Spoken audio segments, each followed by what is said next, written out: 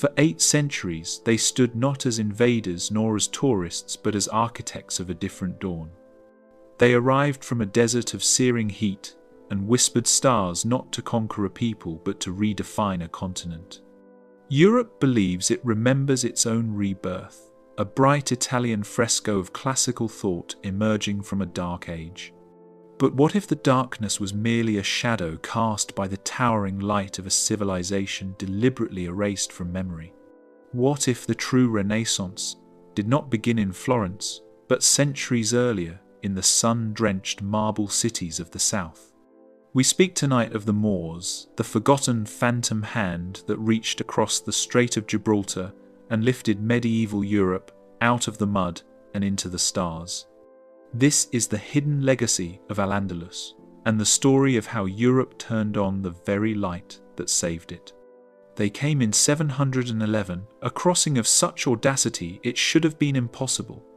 Tariq ibn Ziyad, a man of Berber and Arab blood, looked across the narrow water at a Europe crumbling under the weight of its own decay. The Visigothic kingdoms were a tapestry of squalor and ignorance, their people illiterate, their technology stagnant, their knowledge of the world shrinking with every passing generation.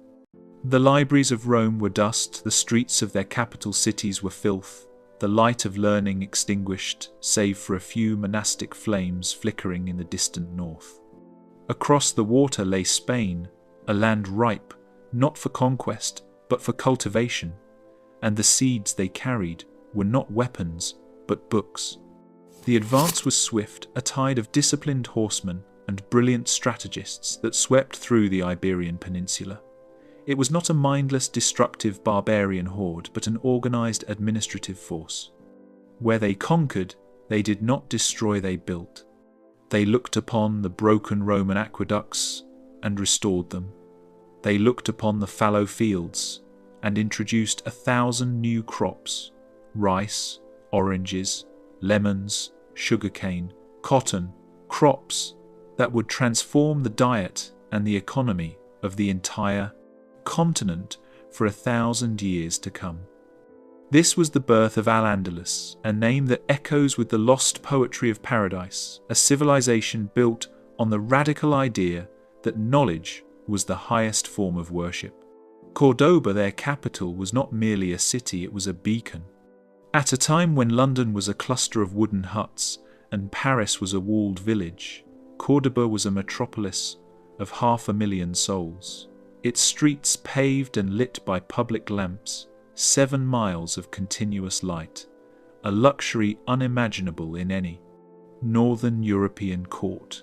It boasted 70 libraries, one of which held over 4,000,000 manuscripts at a time when the largest library in Christian Europe could barely muster a few hundred carefully guarded texts.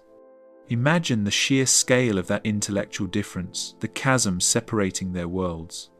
While European scholars debated theological minutiae, the Moors were translating Aristotle, Plato, Euclid, and Ptolemy, the very foundation of classical knowledge that had been lost to the West for 500 years. They didn't just translate, they built upon it. Al-Zahrawi, a physician from Cordoba, wrote the Kitab al-Tazrif, a 30-volume encyclopedia of medical practice that introduced sophisticated surgical instruments and techniques, including the use of silk sutures and plaster. Casts a manual that would remain the standard text in European universities for half a millennium. They taught Europe how to heal. They revolutionized mathematics, introducing the concept of zero, the very placeholder that makes modern arithmetic, calculus, and engineering possible. Before them, European accountants struggled with cumbersome Roman numerals, where addition and subtraction were agonizing feats of memory and complexity. The Moors gave them algebra, the elegant science of Algebra, a tool of abstract reasoning that unlocked the secrets of the universe from astronomy to architecture. They gave Europe the tools to count and to calculate, to look up at the celestial sphere and understand its movements with precision. The great mosque of Cordoba, the Mezquita, was their spiritual and architectural masterpiece. Not a fortress, not a heavy, dark structure, but a forest of light, two-tiered arches of jasper, onyx, marble, and granite, shimmering in the sun, a structure designed to elevate the human spirit. It was a space that demonstrated their tolerance. For a time, Christians and Jews were not merely allowed to exist, they were actively integrated into the intellectual and administrative life of Al-Andalus. This was the convivencia, the coexistence, a golden age where poets and philosophers from all three Abrahamic faiths met in the same sun-drenched courtyards, debating the nature of the soul and the structure of the cosmos. Europe saw not the light, but the potential for threat. The stories that filtered north were not of brilliant scholars and thriving markets, but of an alien, opulent power, a terrifying mystery. The legends began to twist the reality, becoming a dark fable designed to justify future violence. They began to call it the infidel civilization, even as their own impoverished kings dispatched spies and students, disguised as pilgrims, to smuggle back the secrets of Moorish science, Moorish engineering, and Moorish philosophy. They wanted the knowledge, but they could not tolerate the source. The stage was set for a centuries-long war, a slow, grinding siege of intellectual and spiritual erasure that would attempt to bury this radiant chapter of history beneath a mountain of silence. The seeds of the Reconquista were planted not by religious zeal alone, but by a profound, staggering envy. The envy festered a poison slow and insidious. For centuries, the northern Christian kingdoms observed Al-Andalus with a mixture of awe and fear. They saw the advanced agriculture, the bustling trade, the vibrant intellectual life, and while they marveled, they also plotted. The concept of the Reconquista was not merely a military campaign, it was an ideological project, a rewriting of history before it had even finished being written. It was the forging of a singular identity, a unified Christian Spain, against the vibrant pluralism of the South. The religious fervour was undeniable, a powerful motivator, but beneath it lay a simpler, more primal desire to seize the wealth, the land, and above all, the knowledge. The first subtle tremors of this grand reversal began to shake the foundations of Al-Andalus.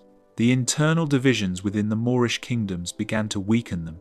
The vast, unified caliphate fractured into smaller taifa kingdoms, petty principalities that squabbled amongst themselves, oblivious to the gathering storm in the north.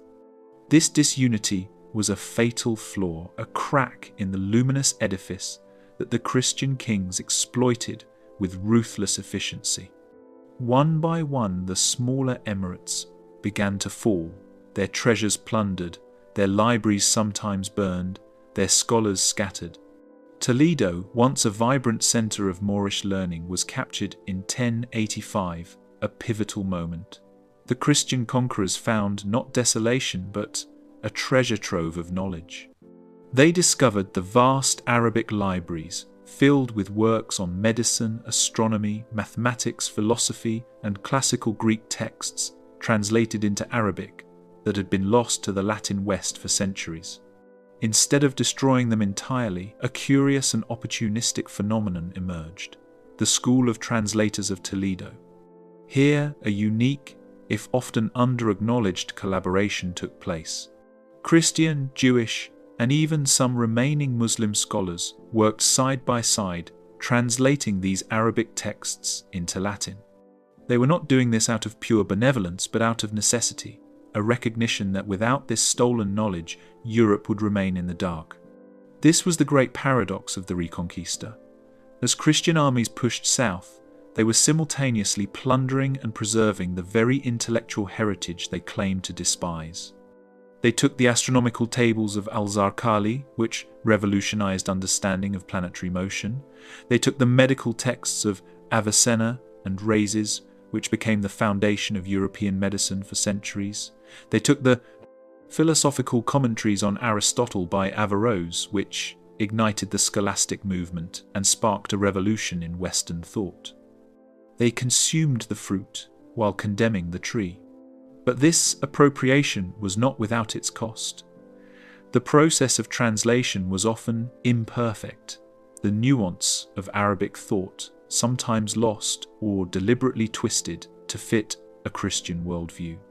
Yet the sheer volume of knowledge flooding into Europe was transformative. Suddenly, European universities, founded in Bologna, Paris, and Oxford, had access to sophisticated philosophical frameworks, advanced scientific theories, and a much broader understanding of the natural world.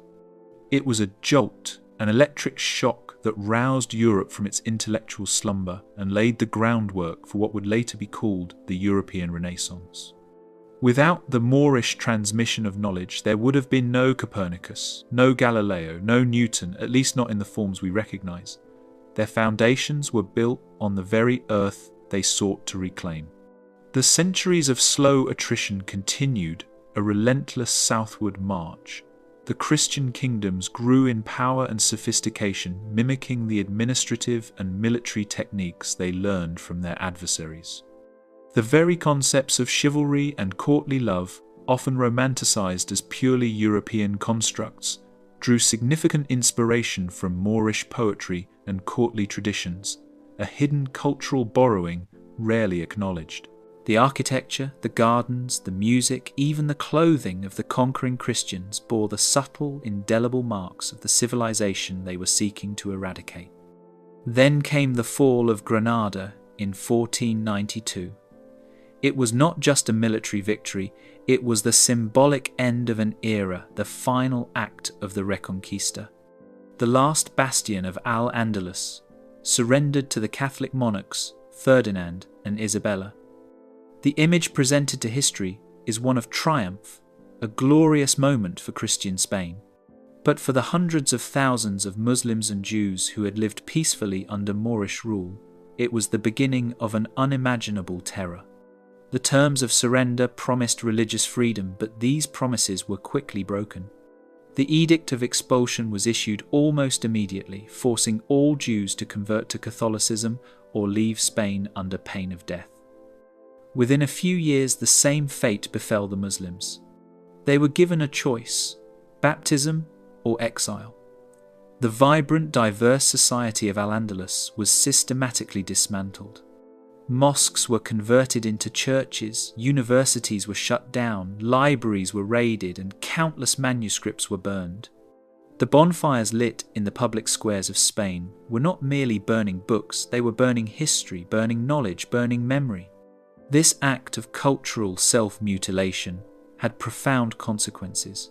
Spain, which had been the intellectual powerhouse of Europe due to its Moorish heritage, now plunged into a period of severe intellectual stagnation. The very scholars and artisans who had built its cities and advanced its sciences were gone. The Inquisition, a terrifying apparatus of religious purity, ensured that independent thought and scientific inquiry were brutally suppressed. Europe gained a unified Christian identity, but at the cost of its intellectual vanguard. The vibrant tapestry of Al-Andalus was torn to shreds, replaced by a monochromatic vision of faith and dogma. The silence that followed was deafening. The Golden Age was over. The whispers of Al-Andalus were deliberately hushed, replaced by a triumphant narrative that conveniently omitted the source of so much of Europe's sudden enlightenment. A vast intellectual and cultural debt was incurred and then vehemently denied. The foundations were laid for an empire, but an empire built on the ghost of a destroyed civilization, a hidden legacy that would haunt its future. The Moors were expelled, but their legacy refused to be evicted. It was woven too tightly into the fabric of the land, the language and the thought of Spain, and through Spain, the rest of Europe. The architectural styles known as Mudejar, a breathtaking fusion of Islamic and Gothic traditions, remained. Churches throughout Spain, particularly in the south, still boast horseshoe arches, intricate geometric plasterwork, and wooden ceilings crafted by the very Muslim artisans who remained behind after forced conversion, the Moriscos. These structures were a visual lie.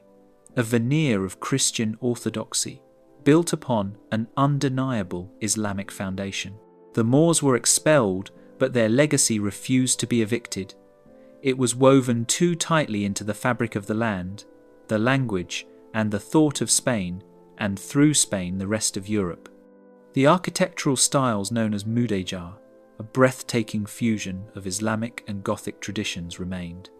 Churches throughout Spain, particularly in the south, still boast horseshoe arches, intricate geometric plasterwork, and wooden ceilings crafted by the very Muslim artisans who remained behind after forced conversion, the Moriscos. These structures were a visual lie, a veneer of Christian orthodoxy built upon an undeniable Islamic foundation. Yet the repression continued to tighten like a noose. The Moriscos, those who outwardly converted to Catholicism but secretly maintained their language and faith, became the final target of this cultural cleansing. They were seen as a constant source of infection, a threat to the pure new identity of Spain. For decades they were monitored, their customs outlawed, their baths closed, their traditional clothing banned, and their Arabic books systematically confiscated and burned. This was not mere religious persecution, it was a deliberate attempt to erase the memory of a successful pluralistic society, a memory that contradicted the unified and monolithic power structure being aggressively built by the crown. The final, brutal expulsion of the Moriscos in the early 17th century was an act of economic and intellectual suicide. Hundreds of thousands of Spain's most skilled farmers, artisans, and engineers were driven out. Their exodus devastated the agricultural heartlands of Valencia and Murcia, leading to famine and economic collapse in the regions they once made prosperous. Spain's self-imposed cultural isolation, fueled by the fear of difference and the obsession with purity, crippled its intellectual development. It stood in stark contrast to the burgeoning scientific revolution taking place across the rest of Europe, a revolution that ironically was only possible because of the Moorish knowledge transmitted centuries earlier. The paradox deepens here. As Spain's internal knowledge base withered, it utilized the navigational and mathematical tools inherited from the Moors to launch its global empire. The very astrolabes, the quadrants, the precise astronomical tables that allowed Columbus and subsequent explorers to cross the vast oceans and map the New World were fundamentally Moorish or Arabic in origin. Europe took the science of the Caliphate and used it to establish the age of exploration, an age of conquest and domination built on the tools of the civilization it had just annihilated. The impact was not limited to Spain. Consider the universities of Paris, Oxford, and Salerno.